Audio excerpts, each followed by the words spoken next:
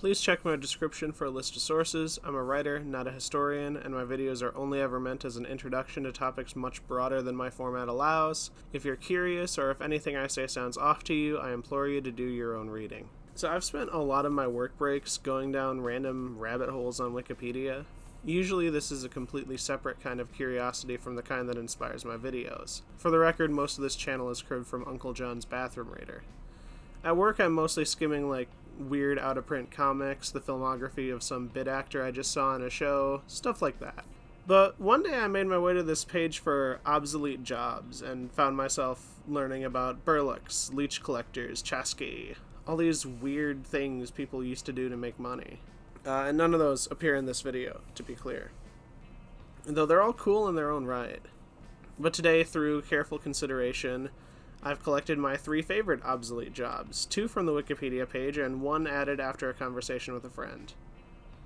These jobs are in turns funny, grotesque, and impressive. They're relics of economic and belief systems we threw to the wayside generations ago, for better and for worse.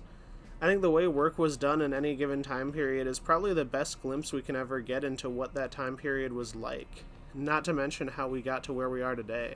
And I hope I do a good job making the past a little more real for some of y'all. But also, less pretentiously, sometimes it's just fun to point and laugh at the weird stuff people used to pay other people to do. Case in point, ornamental hermits. I'm starting with these guys because they're the least complicated to talk about and also the best known. The general concept gained prominence as a meme a couple years back, letting internet folks have a quick laugh at how strange the denizens of these less enlightened eras were, or, in the case of some of my weirder friends, lament the fact that this is no longer a viable career path. And I certainly had a ton of fun with this. Without context, the idea of paying a living man to act as an ornament in your garden is wild. I came into researching this segment expecting to laugh at it, expecting to have a quick, goofy story like the Roger Babson video. And I now present to you a bunch of reasons why this trend actually made perfect sense in context. See, the world saw its first ornamental hermit early into the Georgian period. At that time, high society was really in its feelings.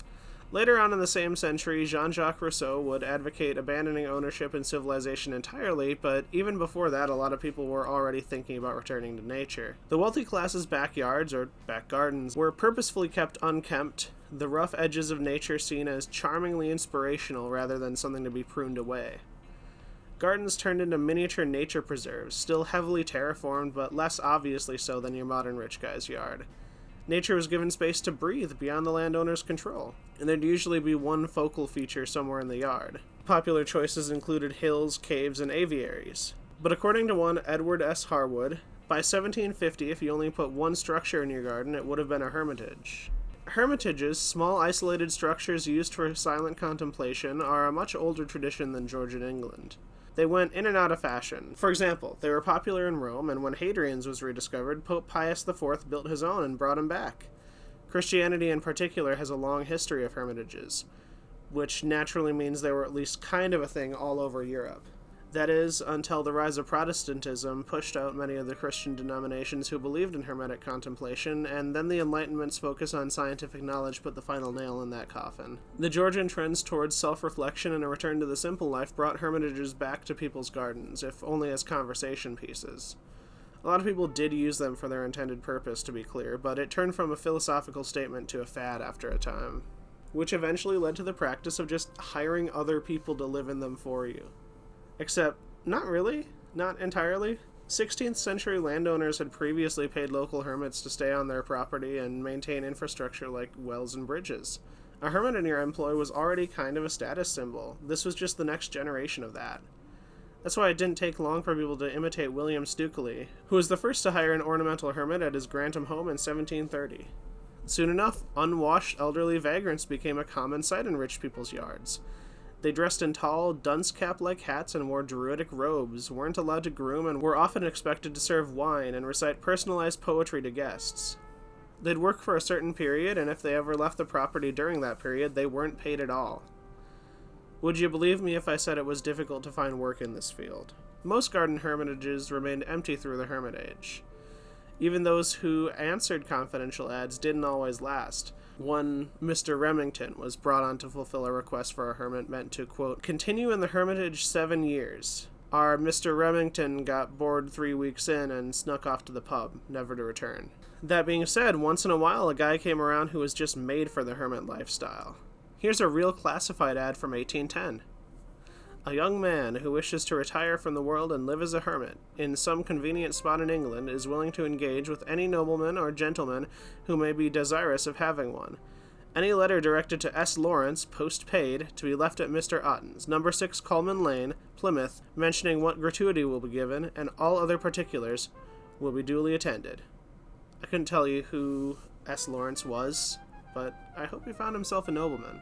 And though hermitage was hardly an honorable job, as late as 1830 the editor of Blackwood's magazine disparaged a competitor by claiming their editor had been a hermit, there was at least one hermit celebrity. On Sir Richard Hill's estate in Shropshire lived Father Francis, who spent his days sitting on a table with a skull, an hourglass, and a book. He was a beloved figure in the area, not the most eccentric hermit, we'll get to that guy later, but possibly the best at blending eccentricity with charm and showmanship. As he was reportedly damn near 90 years old, he often slept or found better things to do than hang around his table. While he was out, a mannequin took his place. Allegedly, it could move and speak. I don't buy that at all, for the record. All the 18th century noise-making automata I've seen in my life just played instruments. I don't doubt it moved, though, by which I mean it was probably haunted. Father Francis's mantra was memento mori, which is a really morbid sentiment for a 90-year-old who lived in a rich guy's yard. Not wrong, but also kind of horrible. As an aside, the mannequin of Father Francis inspired other people without the means or desire to support keeping a man in their yard to opt for a mannequin. These were often modeled after Francis and eventually became garden gnomes. So I mentioned a hermit more eccentric than Francis. That would be the unnamed man from Newton Burgenland who lived as his own ornamental hermit, documented in some detail in the 1933 book English Eccentrics by Edith Sitwell. Obviously, a lot of the people with unoccupied hermitages used them for their intended purpose, but that's not what I'm talking about. This dude dedicated his free time to an elaborate performance art that made just about any of his contemporaries seem normal.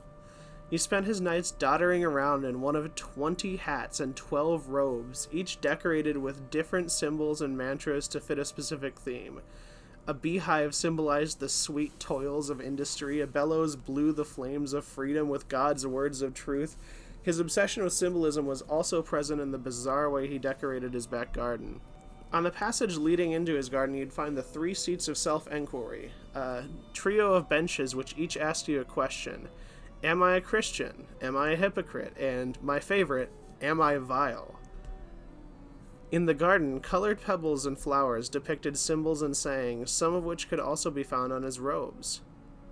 Different sections included gardening, the kitchen walk, and the Oddfellows Square, the latter of which included something entitled The Henpecked Husband Put on Water Gruel. Sayings present in the oratory section included God Save Our Noble Queen and Brightons Never Shall Be Slaves. At the center of the garden was a, quote, tub with a very odd-looking desk before it, from which he orated bizarre speeches to the small crowds of people who came to bear witness to his nonsense. A common theme was his belief that the Pope was the Antichrist.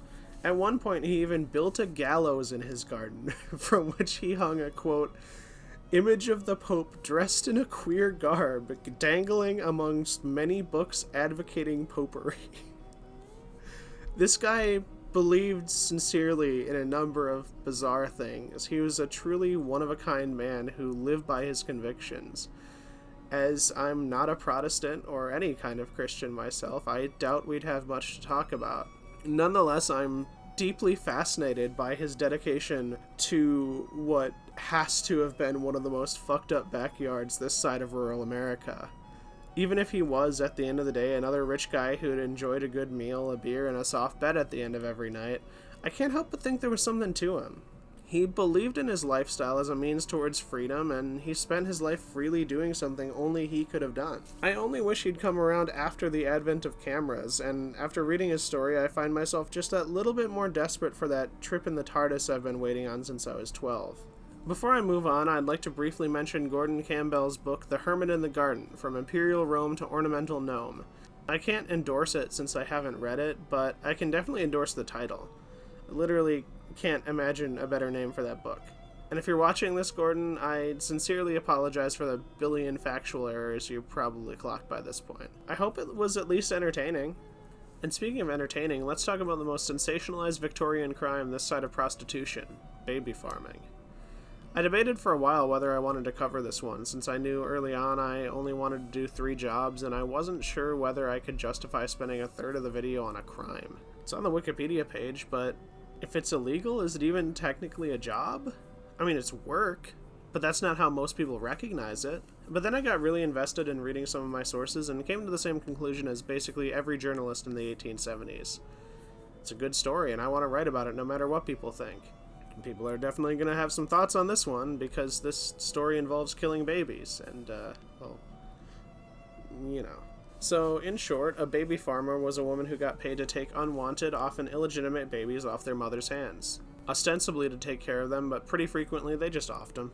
The infamous Amelia Dyer threw kids into the horrible, polluted Victorian Thames. Most of her peers killed through neglect. Some baby farmers feigned trustworthiness to swindle mothers out of money. Other times the mothers themselves wanted the kids out of the way. Kids died or turned out horribly malnourished, and the killer was paid.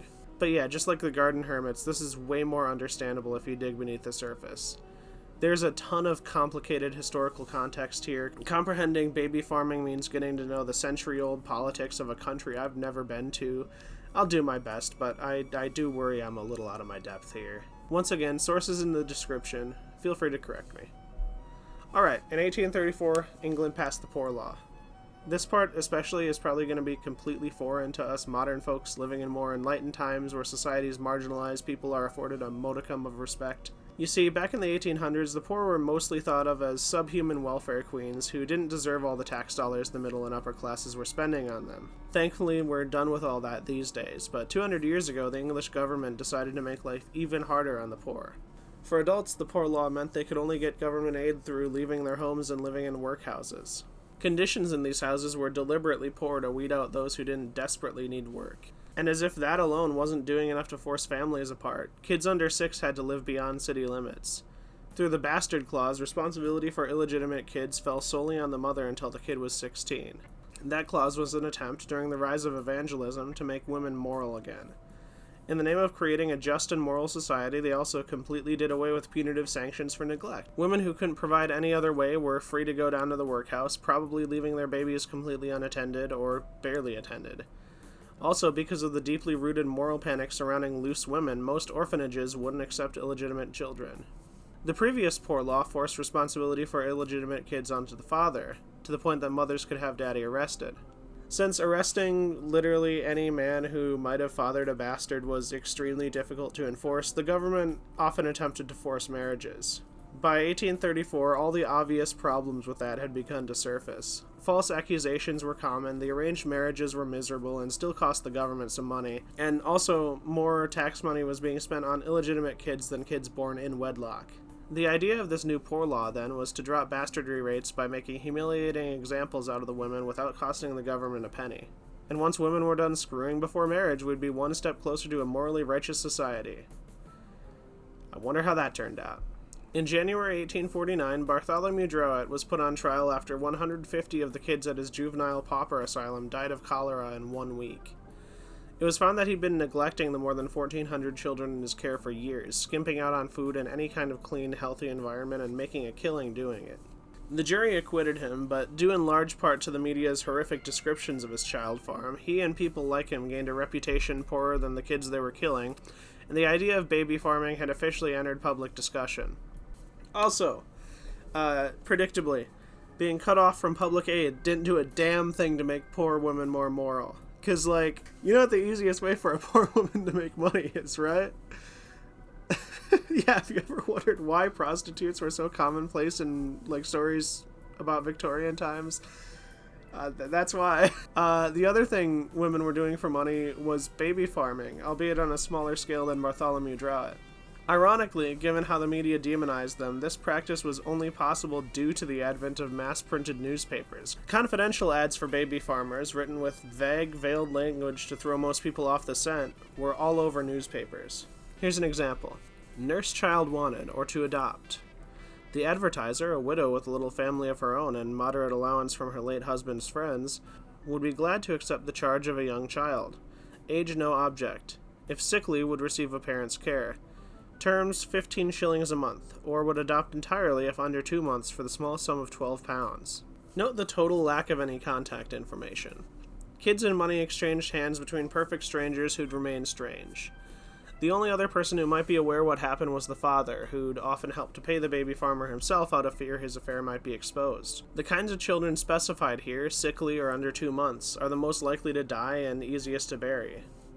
And at 15 shillings a month, do I even have to say they weren't getting enough food? It was mutually understood that the kid died, and that neither parent would ever have to worry about the affair coming to light again. Baby farming peaked from the 1860s through the 70s, and the first woman of 8 to be executed for the crime was Margaret Waters in 1870. Between her and the 1865 case of Charlotte Windsor, who offered to kill a child when the mother couldn't afford her monthly payments, it was becoming obvious that distinguishing between criminal baby farmers and legitimate childcare workers was basically impossible. In the late 1860s, 2 men, John Brendan Kergenven and Ernest Hart, came together out of a mutual love of children. I probably should have reworded that, to fight for the regulation of foster care.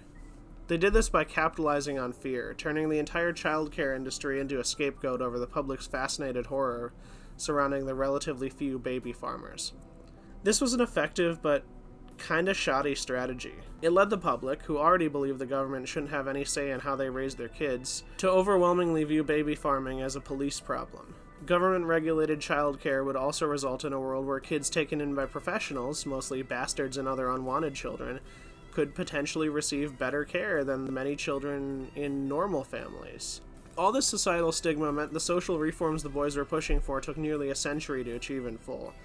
Society wasn't ready, and even if they were, Parliament would rather focus on more pressing matters, like the Irish.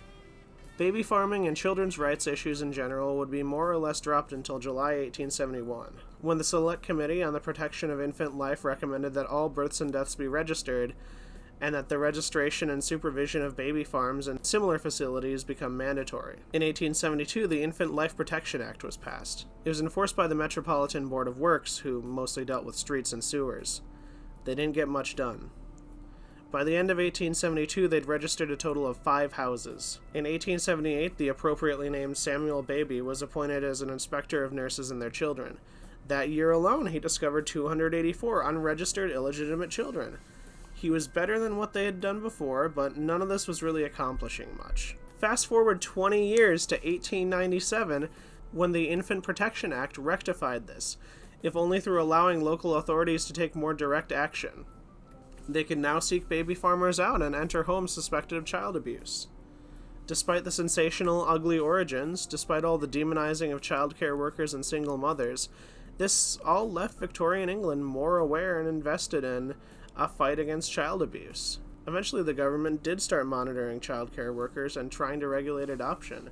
It also led to a move within private charities away from trying to morally rescue single mothers towards campaigning for better treatment of kids and single mothers. A few more important acts would only come after the Victorian era and the moral panic had both ended. In 1909, the Children Act would require nurses to register with the London City Council within 48 hours of taking on a child, and allowed law enforcement to keep an eye on kids until they turned 7. This is all well and good, except the London City Council and a lot of the nurses both seemed happy to carry on doing a whole lot of the bare minimum. About half of kids were registered after the 48-hour window, and most of the kids who died in care died without an inquest into their death. This law did do a little to weed out the bad eggs. A statistic in one article I read suggests 4% of kids in the care of LCC-registered nurses died compared to 10% in the general population. Though do note, the general population's got a significantly smaller sample size here. Even taking that statistic at face value, it was a band-aid on a bullet wound. More still had to be done. A lot of the grunt work wasn't done through the government, though. Some of it still would be. The poor laws, which had taken plenty of hits over the years, were formally abolished in 1948. The 1943 Adoption of Children Act made it illegal to adopt for money, which killed what was left of baby farming and fit with the general post-World War I trend among the respectable classes of adopting illegitimate kids. But yeah, no, that trend was a trend for a reason. I know I'm about to shock some of you, but, the Victorian era saw some massive social changes occur. Childcare standards simply improved a ton, And people also just started caring more about kids. Mortality rates among some of the more honest women accused of baby farming were hardly any higher than those among single mothers taking care of their own kids. Despite the moral panic, the truth is that, for large swaths of history, kids weren't seen in the way we see them these days. That changed through this time period, and because of that, infant mortality rates and the quality of foster parents rose on their own while the government just skirted around the edges of the bare minimum. Now, this is a difficult one to talk about. It's easy to just flatly disapprove of what the baby farmers did, to ignore the demonization of single mothers and the flagrant class warfare that put young women in the position to do this in the first place. It's easy to see it, as many Victorians did, as a criminal problem rather than a social issue. But it wasn't solved by the government. Many pieces of the puzzle were put into place through people just about begging Parliament to do their jobs, sure, but changing social standards and an awareness of how not to conceive bastards or kill your kids were, on the whole, the more important factors here. The story of baby farming is the story of one of many ugly symptoms of societally and governmentally enforced misogyny and hatred of the working class. And because the people who benefit from misogyny and classism have a lot of time and money to spend on influencing how history is remembered, most folks only remember baby farming as another scandalous Victorian crime, as a police problem. To be clear, I don't endorse killing babies. Unborn children are another matter. I'm not going to get into all that, but abortion is a human right, and if you disagree, remember that expressing that disagreement in the form of a dislike or a comment is only going to help this channel grow, and a YouTube comment has never changed anybody's mind about anything anyway. But yeah, I don't agree with killing living kids. And yet, in spite of that, I came away from this story with more sympathy towards the single mothers and their criminal nurses than anyone else. These weren't cruel, calculated sociopaths. These were victims of a system that was designed against them. This wasn't wanton murder for the sake of it, but a crime of dispassion, perpetuated in large part by a neglectful government. The working class is a tough place to be, especially if you're not a physically capable man. I do actually think the baby farmers deserve to be punished for their crimes. But the fact that the people who instituted the poor law in the first place got away scot-free is a million times more horrific to me.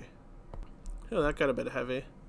What with all the misogyny and changing social trends and the exploitation of the working class. Alright, what's next? Well, this one doesn't have any misogyny, at least. It's also, once again, not really a job.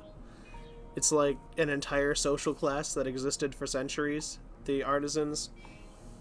They were an integral piece of countless societies around the world until relatively recently. These people were passionate and knowledgeable about what they did.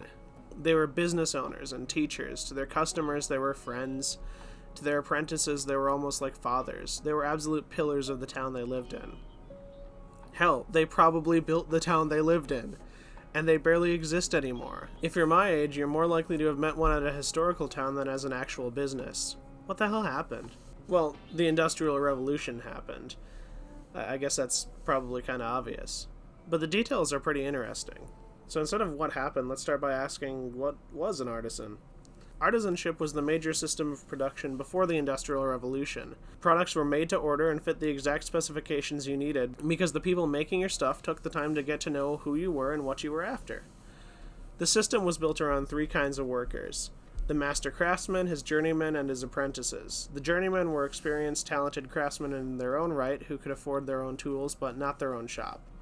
Apprentices were teenage boys who worked for experience instead of money, who the artisan treated like family, to the point that they often lived in the artisan's home.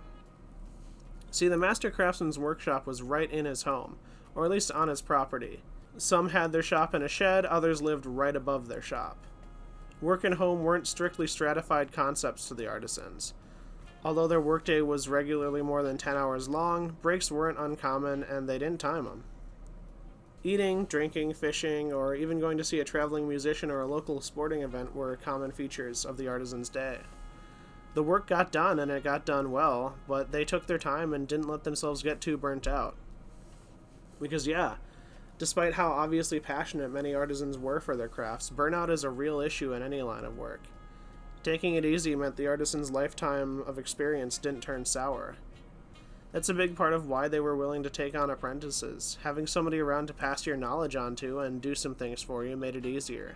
But even the guys who pushed all their grunt work onto apprentices and journeymen, and those guys definitely existed and they still exist in the trades, knew, in theory, how to do everything on their own.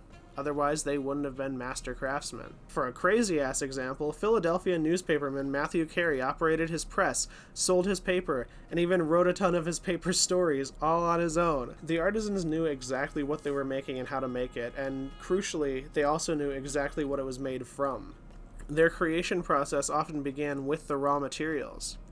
They knew how to shape those materials into the pieces of whatever their finished product was. They knew how and why every piece was there, and they knew how to repair things, because their product was made to be repaired, not to be replaced. The knowledge of materials and the standard of living in walking distance of a guy who can easily repair your goods are traits Marta Alberti singles out in her article about modern Roman artisans. She believes, and I definitely agree, that this less wasteful system, run by people who understand and respect the raw materials the goods are made from, is far more sustainable than our current model. She also highlights the cultural benefits of this system, saying, quote, "The need for a teacher and a student, for a maestro and an apprentice, requires the inevitable relationship between somebody of the past and somebody of the future, someone who is able and willing to acquire expertise and passion through study and hard work." Another article I read from an impressively decrepit old corner of the SUNY Anianto website contains a really cool example of this knowledge of materials and how it transcended any particular discipline. Craftsmen knew what their materials were capable of even beyond whatever they personally used them for. So, craftsmen with shared disciplines formed guilds, right? They held their members to a certain standard and helped them out in basically the same way unions do these days. And sometimes there weren't enough artisans in a given area to form a dedicated guild. Take, for example, the painters in Florence. They were a part of the Doctors' Guild. Why? Because back then, materials like the lapis lazuli stone they used to make blue paint were only available through apothecaries. The artisans of Florence grouped themselves based on a shared need for a given material, rather than anything regarding what they actually did with those materials. Every possible use of any material they worked with was understood by most artisans in a way that's completely foreign to the modern worker. And since these people worked hard to establish relationships with their clients and lived where they worked, some of that material knowledge spread to regular people, too. I try not to do this too often, but I actually have a kind of relevant personal tangent. The other day I was working at the returns desk, and somebody tried to return a couple steaks, because there was blood on them. And I just feel like maybe that type of bullshit didn't happen back when everybody could walk down the road to go watch the local butcher do his thing, you know? Okay, enough of me complaining about my job. Let's keep talking about guilds. That Anianto article has a lot to say about the use of guilds in the Middle Ages. Quote, "Through the development of guilds, artisans were able to pull themselves out of the ranks of serfs and day laborers to establish associations that could protect their social and economic autonomy. The collective efforts of those in the guilds afforded their members fair competition and protection from outsiders, quality control, and marketing. Quality control was especially important. One would have to have completed an apprenticeship as well as, in many cases, provided the guild with a masterpiece, an example of your craft, to prove they were masters of what they did. A fee was also required in many cases, and it was lower for the child of an established master. Which isn't as unfair as it might seem to us today in the decade of the Nepo baby. Inherited skills were a big part of the whole system. Most of the craftsmen interviewed by Marta Alberti in her article mentioned learning the craft from a family member. More relatively recent artisan groups would also become the first major unions in American history and perform our country's earliest strikes. Which is pretty cool, right? But it's also immediately obvious how this all fell apart, isn't it? Merchants took over from independent suppliers and master craftsmen started getting greedy. They stopped guaranteeing an education to apprentices, opting instead to just pay them, which turned them from apprentices to just another kind of unskilled laborer. It was actually the journeymen who formed the unions. Remember, journeymen were talented and experienced craftsmen in their own rights who only lacked the money to start their own shop. They were in the perfect position to understand exactly where this path would lead. They knew damn well this was a betrayal of the apprentices and of the morals of labor. They fought as hard as they could, and the tide of history sank them all anyway. The journeymen traded their workbenches for machines and became industrial laborers working in businesses often owned by former master craftsmen. The familial bonds between a craftsman and an apprentice gave way to a purely working relationship between employers and employees. Resilient, handcrafted goods went the way of the dodo. Though quality standards stayed somewhere above sea level for a while, the cheap, replaceable goods ushered in by mass production were a far cry from the works of master craftsmen. And now artisans work out of small workshops where they barely break even, selling goods to the few who still care. Here's a quote from the anonymous interviewee number 3 out of Marta Alberti's article. Handmade products are imperfect, and often when presented with handmade goods, many people are already dissatisfied because they know they will bear some flaws, differently from the industrial product that will be perfect and homogenized. The only notable place you'll find something like the Master Journeyman Apprentice system these days is, like I said, in the trades. And every time I remember that, I understand why the trades are getting so popular. Because this system worked. It wasn't perfect, but it worked. One of my favorite things on YouTube are the shorts and videos of these few remaining masters making their goods. Metalworkers, sculptors, even people who still know how to make raw materials by hand. My favorite is that one Japanese guy making ink. My least favorite thing is the guys who inevitably comment under every one of these videos offering up some genius observation about how inefficient the old ways are. That they have no idea why they'd pay so much to buy a statue or a vial of ink made by hand when mass production offers something similar. Why directly pay, say, a shoemaker hundreds of dollars for his labor when you can just pay Nike hundreds of dollars for shoes made by slaves? It's just so obviously inefficient, isn't it? I hate these guys. These guys have never done any kind of work that didn't involve a cubicle. How the fuck can they say this stuff, right? I know damn well I'm typing this script out on my laptop with hands that have gotten soft over the years while watching King of the Hill reruns with my girlfriend and my dog. I know how much of a hypocrite I am. But there are still deep scars in my fingers and knuckles from labor I've performed, jobs that can die knowing I did right. I've been rewarded handsomely for everything I've done, either in money or in the satisfaction of having created something that I can use in my home forever. Anyway, to answer the question, why would you buy goods made like this? There are 3 reasons the shit you can buy on Amazon costs less. 1, it's shit. 2, the people making it are paid like shit. 3, and this is a long one, physical goods just can't be effectively mass marketed the way some other goods are unless you screw over the bottom line. If you're adequately paying the people who make your product, either you get less of a cut for yourself or you have to charge more for it. Companies sure ain't gonna accept a smaller profit margin, and consumers are just more okay with anonymous foreigners suffering to make their goods than they would be forking over the entire fair labor and materials cost. I personally have some limited insight into this as a freelance writer. Recently, I sold a short story to an anthology. It's the shortest story in the book, about 10 pages long.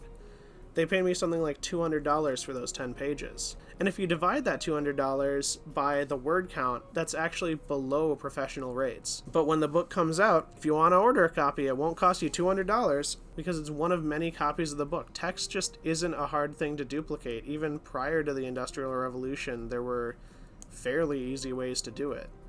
Unlike, say, sculpture or blown glass. Books, movies, music, they all have middlemen in a form of mass production that doesn't erode the integrity of the product. The materials cost is low, and the cost of the art itself is split between hundreds of consumers. Meanwhile, if I wanted a statue in my yard, I'd be paying the entire material and labor cost all on my own. People don't like doing that. The long and short of it is we've got this weird new class of people emerging. People who want to feel like they've created something or helped to create something without having to actually put in the work. Up top, you see that in dudes like Elon Musk or Mark Zuckerberg who buy out other people's companies, push those people to work towards a vague idea they had, and then take all the credit if and only if that idea ends up working. Below them, you've got the guys I mentioned earlier, who I'm pretty sure are all also AI guys. Because yeah, not only are we phasing out physical labor, we're phasing out art too. It can all be mass-produced now without any imperfect human stank on it. No love, no meaning, no understanding of what went into creating it, just products. There's a good chance I'm a member of one of the last generations of human creatives. In a way, artisanship was a form of art. It's right in the fucking name of the job. And now all of those formerly artistic products created with passion are just machine-generated disposable products meant to be used, abused, and thrown out. They're not meant to be repaired. They're not meant to be really touched by human hands beyond their one intended use at all. They're just meant to serve a purpose. There's no soul. My videos take forever to come out. They're riddled with mistakes. But every one of them is a passion project. I love doing this, and I'd rather die than let AI slop corner the market I'm a part of. So screw it. Here's a list of cool art my human friends are working on right now. A friend of mine is making a platformer engine with the goal of recreating a bunch of old games we used to play together on early 2010s Scratch. It's really fun. Go play it on his website right now. Another game dev friend of mine is also working on a pretty cool first-person action platformer called Deity, and he just put out a demo. My friend's dad just finished an award-winning horror short film called The Last Witch in Wisconsin, which is currently doing the rounds at film festivals. He's in the middle of a midlife creative resurgence, so there's definitely more where this came from, too. A friend of a friend is in an emotional hardcore band called Badzamaru. I really like Forgonzalo off their Split with Composition booklet. Go check him out. I also used to know the drummer for the local death metal band Face the Horde, who I remember being pretty good. Links to all of these alongside my sources on my blog. Link to my blog in the description. These people are all great at what they do. Maybe they're not all masters, but they're all at least journeymen, and they're still actively creating, putting pieces of their soul into everything they make, leaving some unique mark on a world that values homogeneity. Support them and help. Support yourself, too. Whenever I get vocal about all this, somebody always has to tell me, well, there's no money in that. And they're absolutely right. But it'll make you feel good, and if you know what you're doing, it doesn't cost nearly as much as most hobbies. Learning to be really good at something that isn't your 9 to 5 feels amazing. So get off YouTube right the hell now and go get good. I don't care what you're working towards, whether it's woodworking or a video game you suck at. Just go get good for your own sake. I wrote those last few paragraphs a couple hours before my grandpa passed. I want to think he would have liked this video. I remember talking about Kurt Vonnegut's Player Piano with him, which is a novel about industrial jobs being replaced by automation, and that's honestly where a lot of my viewpoints expressed in this third section of the video were formed.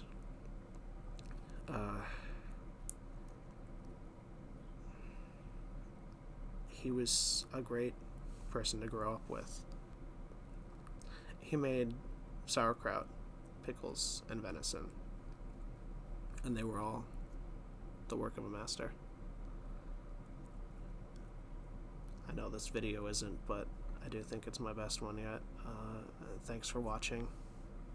I really appreciate everyone who takes time out of their day to watch these stupid little rants I make. See ya in like 3 months or whenever the hell I get back on YouTube.